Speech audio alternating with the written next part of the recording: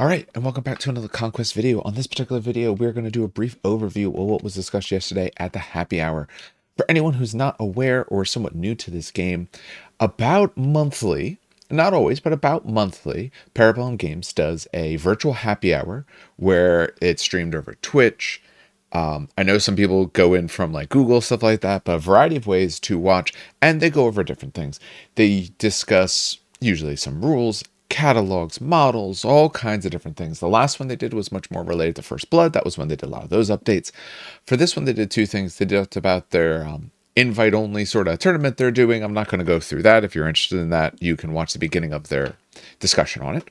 But what I'm going to discuss briefly is the product catalog. I'm also going to discuss the rules and things like that that they talked about. Now, if you want the full in-depth, hearing every little nitty-gritty detail, go back and watch it. But I watched it while playing Shadow of the Erdtree, but I watched it was about 2.5 hours long in total. So my goal with this is to show off some stuff. You can find the catalog. I'll try to put a link in for it as well, if YouTube will let me do such a thing. But I want to discuss it briefly and go through some of the rules that they talked about and what I think that's going to end up meaning. This is in no way meant to be entirely all-encompassing, but it should give you an idea what was discussed and maybe what your appetite enough if you either want to watch it or if you want to pay attention to what happens over the next really several weeks or so. As well as into next year as well. But over the next several weeks, we'll probably get some more information as time goes on. So this is the product catalog. This is what they were showing off. So this is August through January, and they highlighted a little bit of timing. So we're going to see like the 100 Kingdoms stuff is going to be more of like the January timeline and all of that. Specifically one thing, if you are an Old Dominion player, hey, we already got most of our stuff. We're not getting anything too cool. For a while, Spires, they just got the Leonin Avatar and all of that, and Desolate Drones, they were not getting anything for a while, so those factions, for whatever's still remaining to come out, we're just not getting for a bit. So, and honestly, I'm fine with that. I still haven't picked up everything I need, like the Mahut. I'm probably hopefully getting one in another couple weeks. There was a lot of releases for the two factions I play, so it takes a little bit of time to get the funds together for all that. The Mahut looks absolutely beautiful. I do love the fact that it is porcelain. I'm going to try to do a marble on it. I'm going to start practicing that. I'm off this week, so I'm probably going to start practicing that this week once I finish with my Osiarch Bone Reapers. They're mostly painted. They'll probably be painted a day or two, but much like they did on the top, I want to try to do that throughout the whole thing. So hopefully that's going to work well. If not, I'll paint over it and do something else. I kind of prefer it with the archers in terms of gameplay. But the favorite are Hormus, so when you put a Mahut on top, I like that in terms of the look of the model. That I am getting one of those mini fat Rajas. I think it's in the mail right now, so I'm excited about that. So I don't need the favorite of Hormus, but I'm still going to get it. I'm probably going to paint it up and put it on top, even if I'm not running it that way. Just, I think it's a cooler look. I think it's a lot neater. But we already know that that's currently out. Like I said, hopefully getting it somewhat soon. Waiting for this to load. There we go. So, new things that they ended up showing for Sorcerer Kings. I'm going to say Maharabadi. The Maharabadi initiates. So, these are, as they give you a little bit of a fluff piece there. They mention it there, and you can read the fluff if you're interested, but essentially, they were designed to be able to oppose the sorcerers if need be. This is, I guess, sort of, you know, the policing for them. When they're young, they put a little bit of an elemental in them. They grow up together, so that way they have an ability to withstand, I guess, maybe what the sorcerers are doing. They said, rules-wise, because I'm a little bit more interested in the rules part, personally, for this moment. I want to see what they come out with some more stories for them. But rules-wise, they said they're not going to be as defensive, but they are, it counts as a wizard or priest or sorcerer, or however you want to put it. They don't get to cast a spell, but they will count as, when you look at several of rituals like intrusive thoughts, so I pulled that up where you can't see it. It says intrusive thoughts, you target an enemy within 12 inches of friendly spellcaster, character stand, and such can or cannot happen depending on that. So a lot of our rituals depend on the, within X range, usually 12 inches of a spellcasting character stand. The way they talked is that these are going to count in terms of ranges. Now, what we don't know, does that mean the rituals, or does that just mean certain spells? We know that when, say for instance, the Baxor or the Vavarna are destroyed, that they do 8 automatic hits within, I believe it's an 8-inch bubble of a last word. Is it 8-inch bubble? Yeah. Of a character standard regiment with the wizard rule. So is it just going to be that and maybe certain spells, or are we going to be able to cast rituals, not from them, but off of them? That part's a wait and see. I don't know. I will have to say that part of the way I interpret this depends on what they said or how I interpret it. I might have missed some little detail there, but obviously they're also not telling us everything. So that's also, I want to keep this somewhat short and discuss kind of from what they said, but there could be changes to this. One, they could change it, or two, they might not have actually told us everything. Dragon Stoneforged. I'm not a big Dragon fan, but I am a big fan of this guy. I do like his doofy little face there. I like how it looks like he's got a tiny little face on his belt as well. And he's got faces, at least on the one shoulder. Not quite a pauldron, but actually sort of the shoulder joint. They also talked about how, obviously for some of these, that they're redoing kits. So, for example, when we take a look at the Flame Berserker / Magnaforce, this is a dual kit.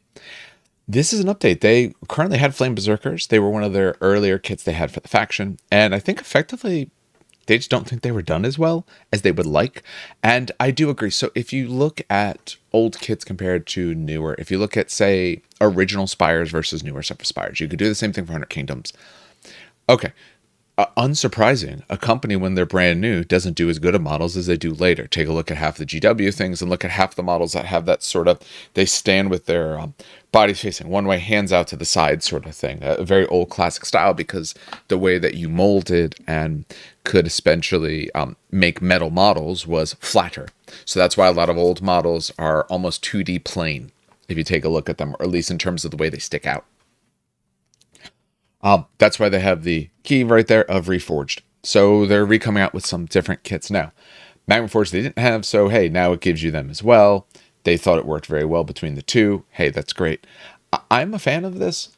They expressly said, and because someone asked this, effectively someone asked, because my guess is probably they're related to GW games or like a 40k player, and they said, hey, are you going to invalidate any of our current models? So like if I have the current Flame Berserkers, am I always going to be able to play them? They said yes. If you bought it, you will always be able to play it. I'm happy someone asked that. And my hope is they never go off on that. I don't think they will. But for anyone who's played, say, GW games, there are certain models that just don't exist anymore. I play Necrons. We used to have units called Pariahs. They no longer exist in the game. And they were, you could buy, you know, they were back probably metal. I don't think they ever got anything more than metal, at least as far as I know. I don't own any. But you just, if you have them, they're worthless to you now, effectively. That's by far not the only example, but that's an example I can think of very quickly and easily because it's the army that I have. But with this, they're not removing the unit. They're just updating the look of the unit, where GW runs into that issue because sometimes they just remove units. It's not that they update per se. I mean, you could say that Primaris are an update of, you know, Firstborns, Marines, but they're just keeping the same exact unit, just you get different looking models and in some ways better looking models. Actually, okay, in general, they're always better looking models, but hey, I understand there's some people who like nostalgia or certain looks or older styles as well. All right, up next is the first airborne unit for the game, the Quaddle. So, as we can see, again, Wadrhun model, they showed that it either can come in base or with a Predator on top. I believe the top one they said was the Predator. We can see that it has a sort of roped spear, so it does have an attack. And we'll talk about its profile. They did end up showing it, at least currently as it is in a moment, so we'll discuss that. So, like I said, more so than fly. So fly is a keyword that essentially means you get to ignore intervening models and all of that. You can go over opponents. It doesn't matter. But you interact for all other intents and purposes because you're really on the ground. You're kind of just taking off and landing back down. And that applies currently to the Strix and nothing else that I can think of currently, at least. What they said for airborne, you can't be engaged in close combat. So you're not allowed to fight them actually in close combat. You can still range them, you can still magic them to take them out, but you're not actually going to be able to close combat these sort of things. That also means, at least as they said currently, and as I understood it, that they're not going to be blocking. So what I mean by that, if there's an airborne unit in the way, normally you can't go over opponents or anything like that, and you can't charge things that have another opponent in front of them, all that. No. With airborne, it's going to be fine. Airborne's not going to stop you from doing the things you want to do. So if you want to charge, as I understand it, if you want to charge a unit that's behind an airborne unit, you can charge them, and the airborne unit somehow gets displaced. They get moved out of the way, whatever that may mean. I think that's really important. We're going to see, because the intention of this is a buff piece. This is meant to help and strengthen the rest of your army. But it's not meant to shape it in that way. So it's not meant to stop your opponent. So if I put this in front of my, say, slingers unit, it's not supposed to make the slingers impossible to charge, depending on the placement of this, that you won't be able to cross over me to reach them as well. No, you should still be able to do all that. I re-recorded this bit because I remember they gave us the stats, but I didn't remember they gave us the entire profile. So it's going back and forth on things. So what I'm curious, one, they said, airborne is not going to be a thing that everyone gets. So Wadrhun are getting it. It makes sense. Not everyone's going to get that. Also, since airborne is really meant to be support, it's really not meant to be a fighting platform. Well, what do they think is enough support for the fact that you're giving up fighting ability effectively? So it is a monster. And one, it hangs way over the edge. If you look at the picture of this thing, it looks absolutely huge. And they did mention that the connection point is going to be the weak point. So that way, if something were to break, if you were to have some sort of mishap, that's what breaks and not that the model itself breaks. Which I think is a good intention. Flying models, that's always a potential problem, that they snap instead of the base or something else. What I'm curious to see is, one, who else will get these in the future?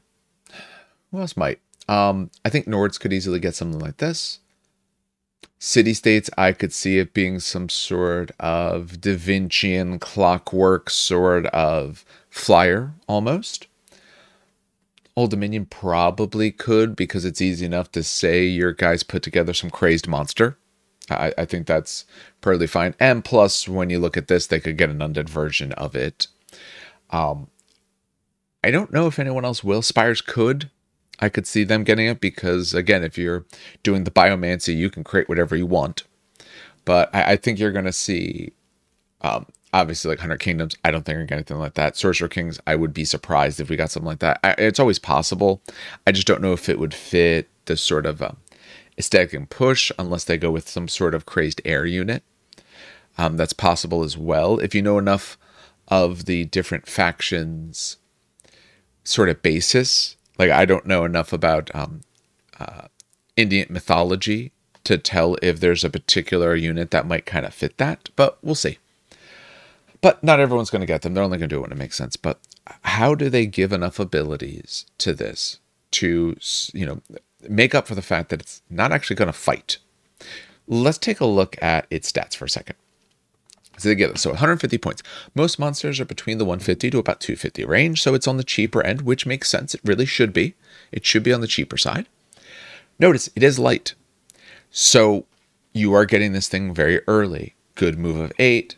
Has a volley, but no clash. So I think I said before it didn't get either. It gets a volley, so it does get some ranged attacks. As we see, it's Barrage 5, 12 inches, armor piercing 1, sure shot, aim shot. Oh, always has aim shot. Nice. And weapon platform.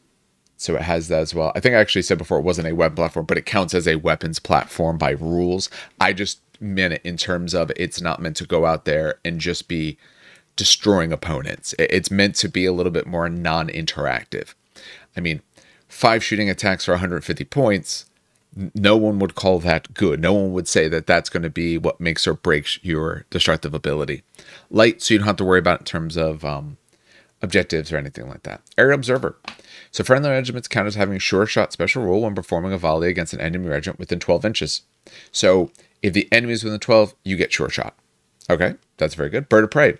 Once per round, when this regiment marches over enemy regiments with a size of 1, so when you're going over infantry, it inflicts 4 hits with the Cleave 1 special rule. There come as from the flank, and it's considered to be hunted. And then you get a chant. Now, they blacked out the chants. We'll talk about what they've done with chants for this in a moment. But so it gets to do some shooting attacks, and if it goes over someone, then it gets to do some Cleave 1 4 hits from a flank. That's going to really help in terms of having shields or resolves and all those sorts of things. So it does get to do some fighting, but you can engage in combat. And it, of course, does have the ability to go over someone, means that now it might be very ill-positioned and all of that. For Predator Shriek, so it's Chant. Here's what they told us they're doing with Chants. For Chants, you no longer end up having the 3 tiers. So we don't know exactly what's going to happen with the Chant system, but we know there's no longer the 3rd tier where you need to be Fanatic to get it. They essentially said they're removing that. And what they're doing is they're adding that chant ability to the regiment if they wanted to have something. So you may chant this battle cry by discarding 3 chant markers of the same cult. So the tier 3. The next time this round, a friendly the speaker's regiment chants the battle cry and essentially charges 100 enemy regiment. Something's going to happen. We don't know exactly what's going to happen, but you're going to get some sort of buff from that. We'll talk about battlefield rules in a second. That's another thing that they end up changing. So I do like this thing. I think it fits better in a list that obviously wants to take slingers and other shooting type units. We don't know exactly what that chant ability is going to do, so it could do a lot of good, but we're not really sure yet. And the Bird of Prey is a nice to have, especially if you're going against other people's lights, if you can get it into the backfield, smack someone's lights, or maybe a small pack of mediums that's trying to grab an objective. Say that sort of backfield spot, I only have a couple stands there, you can hit me in the side. That between your shooting and doing that, that might be able to do enough to actually take some models down. I'm curious to see, does units like this now start meaning that people do take more shooting because you want to be able to deal with something like this? I mean, it's only 12 wounds, has evade 3 resolve. Although resolve matters more for the magic, but are people going to take more shooting or potentially make sure that they have some magic to be able to deal with this? I know there's some lists that don't really take any. Do you worry about this if it's, say, Wadrhun are popular in your meta? Or do you just say, it's going to do some damage and that's fine. They have 150 less points that I have to engage to be able to fight down. So I'm kind of curious exactly what that does. A little bit about the battlefield role. Here we go.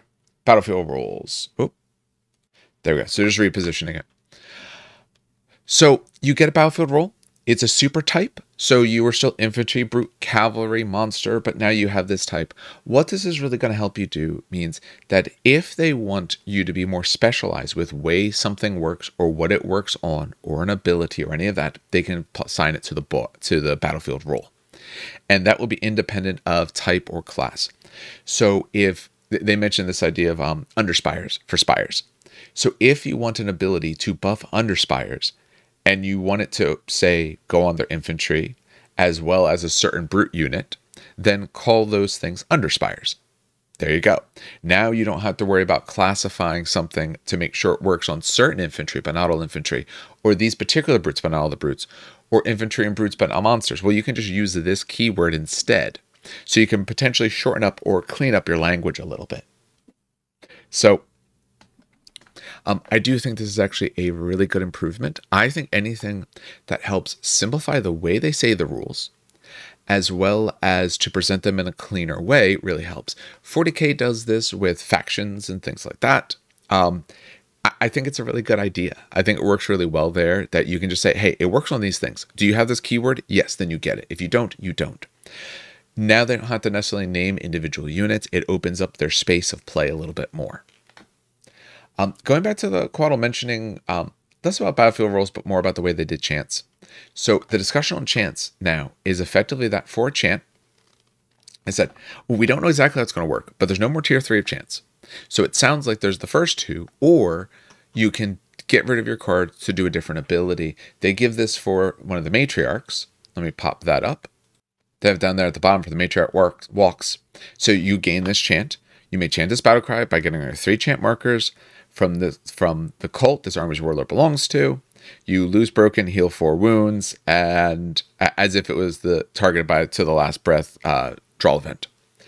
So they're effectively saying now, the way it kind of sounds to me, you're either getting the normal rule, whatever that is. Currently, it's essentially a tier 1, tier 2 thing, but we'll see exactly what that looks like. Or you're discarding them to do a special regiment or character chant. So they did show us for one of the different units, I don't think I have it pulled up here, that, hey, they get a special chant as well, but they blocked out exactly what that chant is. So we don't really know exactly for sure.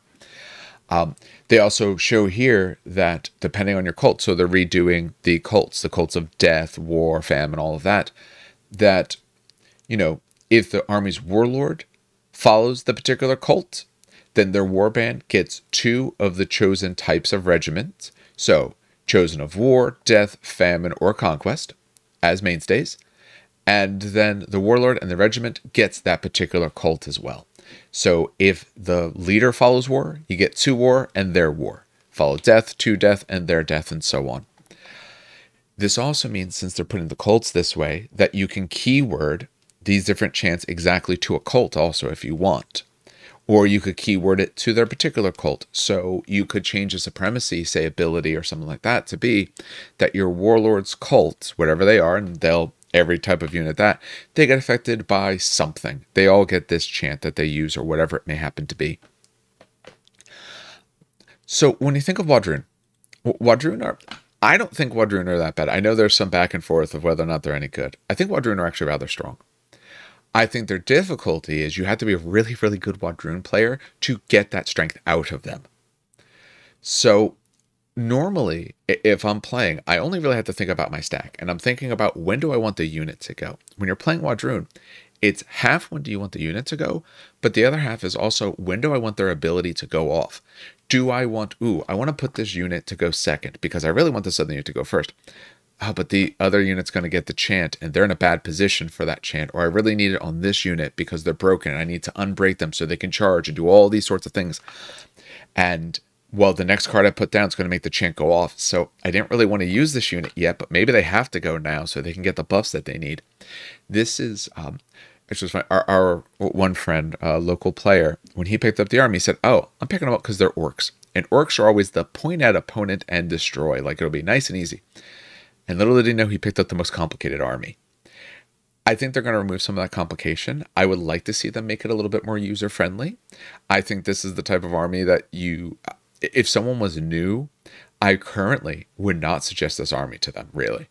Because I think the extra complication could cause a lot of feel bad. It's the same way I think Sorcerer Kings, if you're a brand new player, although they look very nice, they're not really a new player friendly. They're more new player friendly because rituals are a little bit easier to make sense of. But this is a big complication that means you could be making what you think are good decisions, but actually are very bad decisions because your units are designed to want to be using chants. Therefore, your units may not be getting everything out of them if you mistime it all. So whatever it looks like, we don't know exactly what it is, and we don't know exactly when. It'll be before the year's out, but my hope is maybe like in another month or 2. Probably after their tournament, because they're not going to want to alter anything for that. And I think their tournament, I want to say it's next month from the time of filming this. But whenever that's done, that's when we're going to end up seeing this. So that's a little bit about some of those big changes. Let's take a look at a few more models, and then we'll kind of try to end this out. I am excited about that. I always said if I want to do Wadrhun, I would do it because they have giant monsters. They have dinosaurs. Chosen of Death. So they've shown Chosen of Death. Chosen of Death is a unit of ladies. Or Lady Wadrhun. Which is rather fitting. All of them, eyes covered, which I think is very good. I do like their look. They have, I forget the actual name of the, essentially it was usually done with teeth. It's a weapon, but I do like their look. They're very dynamically posed.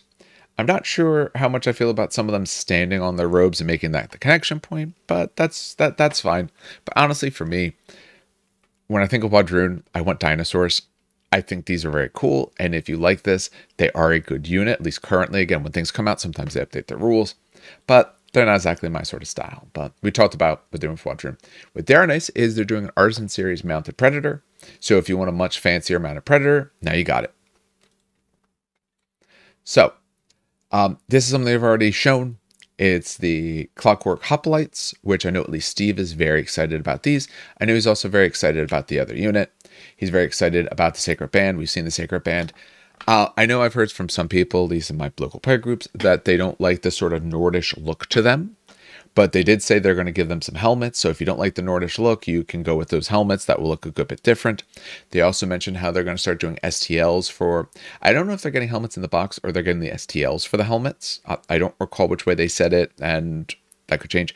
But they're going to start doing some STLs for some stuff if you want to be able to vary up the way certain things look, which I agree. Like I said, these are much earlier, like Trojan War sort of look to them. I don't mind it, but I could see how it kind of clashes with a lot of the rest of the aesthetic. So I would probably put some helmets on these bad boys, personally. But I like the Trident. All right, they showed about the new lore campaign, Crucible Wills. It is going to be City-States and Sorcerer Kings. I'm going to pick it up, and Steve and I, at least Steve and I, are going to play it. And as soon as we have it in hand, we will be showing that off. We don't usually get things early. Maybe we will this time. Some new terrain. I know I printed a bunch of the Twig Home terrain. I didn't print down at Kingdoms. Apparently there were some issues with that, but it just looks like human stuff. I got plenty of human stuff, but I am absolutely loving the look of both of these. So I'm going to pick up both of these sets, print a whole bunch of it out to really start adding to our terrain. Especially because we use this for other games. Especially that some of these would fit very well in other games that we play. Scale might be a little bit different, but that's okay. So I'm rather excited about that. Something I wasn't seeing. I didn't think this would be something they would do, but I am overall very happy to see that they are branching out. It's the Promethean Cider. For this, it's going to be a big old resin monster. I'm pretty sure they said it was resin. I think it says plastic here, but I thought they said it was resin. I could be wrong on that. But either way, hey, it's Artisan Series, so it's going to be resin. It leads either City-States or Nords. So you can choose either one. It has 2 different weapon options. Apparently, the weapon option actually changes which one it is. So we can see there's a bit of a head difference and the weapon, much like some of the other ones where you look at, you know, certain other large monsters, the Wadrhun, Boxora, that is a dual kit. Depending on what you arm it with, it changes it. Although we also often change the head, though that's not necessarily required. Same sort of thing here. So we're looking at these ones are more related to fire giants. That's the intention of them, or at least as far as they said. And it's going to be this dual kit for both of them. That means if you happen to be a person who plays both of these factions, you might be able, I mean, let's face it, depending on how you paint your stuff up, you can get away with one for both. That also means if you paint these sort of factions, depending on the look of them, you might end up being able to, you might end up winning more. Like I have 2 Rakshasa because I wanted each one. Depending on what they actually end up looking like, you might want more than one because they might be related to 2 different types. Like, in other words, what I mean by that is for the Rakshasa, there are 2 different ones out of the same box. This is 2 different ones out of the same box, and it works for 2 factions. So one guy made the joke of that, therefore he needs 4 of them. I think that's a bit much. I'm sure they would love it as a company if you ended up buying tons and tons of these. They didn't tell us anything really about the rules. I'm very curious to see what it does, but I'm also curious to see, is this going to be something they keep up with? Is there going to be other ones where they do sort of dual faction kits for 2 different factions? I'm not sure where else you would do it personally. I mean, you could force it to work for certain things. You could obviously do a City-States and say an Old Dominion one if it's something that's not quite as dead looking, or maybe, yeah, because I mean, to really make it work, you wouldn't want it to look too different. So here it works, but I'm not sure if I can think of another good spot. I could see maybe City-States and 100 Kingdoms, them having something. Just because, you know, they're both alive humans, or maybe even Nords, because again, alive humans. But I don't think the other factions it really works for. So I'm kind of curious if this is going to be, is this a testing of the waters for this sort of idea? Or is this, hey, we have this really cool idea. It kind of works for both. Let's kind of push it. I'm kind of curious. The cynic, not necessarily cynic of me, that sort of gamer in me says, if this goes well, they're going to try to find some other ways to do the same thing. Because let's face it, okay, Artisan series are expensive models. They're expensive models to buy, but they're also expensive models, I'm sure, for them to make and everything like that.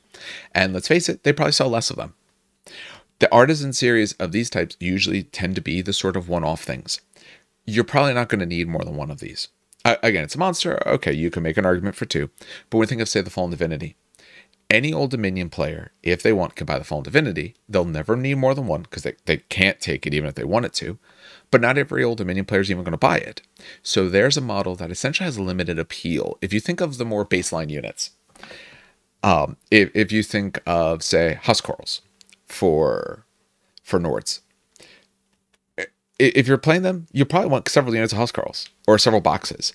You can make lists without it, of course, but they're a pretty standard unit. They're a normal staple. Hey, why not? Wadrhun. Wadrhuns, I have a bunch of stands of those because, yeah, they're a baseline unit. I'm going to want them. So that's a box that you know is going to sell multiples of. When we think of the new Centaurs that just came out for Old Dominion, they said, hey, those kits ended up being really expensive. We hope people really buy quite a few. I think I'm trying to pick up about 2 boxes currently. But again, that's 2 different units. You can try to fit some in. You're going to use several. When you talk about these big boys, these artisan series like this, you're probably not getting more than one. If you bought like the Ice Jotnar, that's probably the only one that you're getting of those. Again, some people do more, but the average person, if they're buying one at all, is buying exactly one. And that's only if you happen to play the faction and you want that particular model and you can kind of make sense of the price for you and yourself. So doing this is actually a very smart move business-wise, because now you've effectively, let's say every faction was equally popular. They're obviously not, but let's say they're all equally popular. You've now doubled the amount of people who are looking to buy a particular model, a model that costs you money to make, produce, and all of that. So it's a smart move. I just don't know if they'll do it again. Kind of curious to see if they will. Nords get the Gold Tier Beast Pack. They get War Pigs. Absolutely love them. They showed that these are a little bit more render, so I don't think they're exactly finalized designs or some of the pieces the way they kind of talked, but absolutely love them. I think those are great. Skipping forward, and some of these things they talked about are later this year, maybe early next year. They showed these 2. Not going to talk too much about things that we already know about, just keep this short. The Flounders Day exclusive. It is really, I don't know. Okay, it is really, really cool. I don't know if I'm going to bother getting one, but I do think it is very cool. Skipping over that because we've seen that. Fastidious. So they have a little thing here. They mentioned some sort of contest with it. I don't remember what that was. Whatever it ends up being, but I do think this one's actually really cool. I might pick this one up just because I do like Halloween type things, and I think it fits that really well. And I'll use it for whatever. I don't really care. It's infantry. I'll call it a character. They might have even said that's fine, but I don't play giant official tournaments, so I'm just going to do whatever I want with the thing. They have their posters, which are fine. If anyone likes that kind of stuff, great. I'm just not a big poster guy personally. 100 Kingdoms, so they said this is January, and 100 Kingdoms are getting the first monster. It's the Archangel, and they specifically said you won't expect what the Archangel really is. So, I mean, I would think, so if you follow any sort of Christianity sort of stuff from a mythological or mythology sort of perspective, you have what people think of in terms of angels, archangels, stuff like that, and then you have the way they're actually described. And when they think of, like winged people, that's not usually sort of the description you have. It's much more like one of them is like a wheel with eyeballs on it, stuff like that. You get some like crazier things. I'm curious when they said you wouldn't expect what this thing will be. Is it going to be something more like that?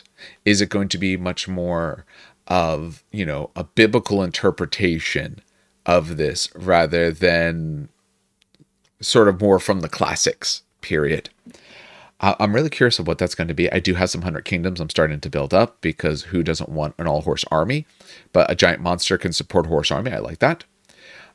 They talked about how they're getting these Scutari. So they're trying to do more with the religious elements, so they're having those come out. And Crusaders, which is going to be a dual kit with the Men-at-Arms. I personally have an old Men-at-Arms kit. I might not be assembling it because I don't think they look really good, the old ones. I might wait for this, and then I can dual kit with these. Again, the old kits are not that they're not going away. They're not going to be invalidated. But you now can have much better looking models. So if you happen to have a lot of the old Men-at-Arms, that's absolutely fine. You can always use them. I'm going to be curious from a products standpoint. Once that dual kit is fully out, we might see it when the Dweghom ones. Are they going to stop selling the other kit? Maybe they'll sell it until they run out of them, but are they going to stop that at some point? Because the more SKUs you have, the tougher it is for retailers and the harder it is for you as a company, because obviously you have to print and reprint items. The more of those you have to reprint, it just makes it a longer and more difficult process. So my assumption would be that at some point you're going to see them go away. It would probably, I would think, be like when they did the dual starter set kits, where they said, hey, we still got some old starter sets. They're the 2023 ones with the 5th edition. So, hey, we'll give you a bonus if you buy both. I have a feeling some of those kits might go for a little bit of a sale, or oh, when you pick up, say, a starter, you get one of these kits, and that's like the freebie or something like that while supplies last, just to kind of get the last few out the door when that happens. They didn't say any of that, at least as far as I know. Maybe I missed that, or maybe they talked about some other point, but I wouldn't be surprised if they did something like that. So that gives a little bit of what's going to end up coming out. So we took a look at some models. We took a look at some rules updates. I'm super excited to see what Airborne actually does. Do they give it to other things? I'm very excited to see these Wadrhun changes. If I do Wadrhuns, it would be dinosaurs. I don't really like the base Wadrhuns because I don't really like the orcs, but that's me personally. But I'm really curious to see what are they going to end up doing with this, and how are they going to vary up what ends up being a very complicated faction to a way that still has a good flavor, but eases up the way to do it so it's both more comprehensible, easier for newer players, works better, and feels that has a good level of strength. I know in a lot of spots, I've heard a lot of people talk about how they just, oh, Wadrhun aren't really that good or something like that. That's what I've heard in places. And I don't think it's that. Like I said, I think it's just because they're way too complicated. I think to get good with them, you have to get very, very good at the game. You can't just like, oh, I got my army and I'm kind of making sense. No, you have to get very, very good. So, and even then, it's probably still an uphill battle. And there's still some times where your best choice is still a bad choice because of the time that you need certain things. So I'm really curious to see what they do. I like the idea of opening up the development space, that the 3rd tier is on the unit. So that means they're not beholden to, ooh, we're going to have this unit come out. But the fanatic level, the 3rd tier fanatic level, that's going to do way too much for them. Okay, ooh, so I got to scale them back. Like, no, I can make the unit I want now, and I can give them the fanatic chant on there of what I want it to be. So that really opens up the design space, and anytime you do that, it is good for a game. Games get into trouble most when they end up having a box and everything has to fit into the box. Conquest had that originally when everything was 4 wounds, because every I shouldn't say everything, every infantry regiment was 4 wounds, because every model on your stand was a wound, which means everything had to be in multiples of those 4s. So if I gave you 1 attack, that's really 4 attacks. If I put down 2, like they used to have for Mori, then that was really 8 attacks. Well, everything has to be scheduled that sort of way, which isn't really a good game design, because you're stuck to a design template. This opens up the design templates, and that's really going to help out this game. All right, well, in the comments below, a few things. One, what do you think of all these releases? What are you excited for? What do you think the Archangel is going to be? I'm really curious what people's thoughts are. I want to see what people come up with for that. Keep in mind, if you're wanting to purchase any of the things you see coming from this catalog, we do have a discount code. It's Train Kickers. It's in the show notes below. You can type it in at checkout, all of that. And like I said, it saves you 10%, as well as helps us out as well. So it does a little bit of good for everyone. It really has, I will say, has helped. Like I said, it's going to be upgrading some equipment of ours because I do want to have like a better camera and all.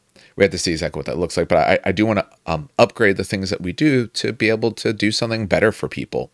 That's what I would really like to be able to do. So for other things you should see from us pretty soon, you should see some more Conquest stuff. I'm filming it either today or tomorrow. I have some more Conquest stuff that I'm doing.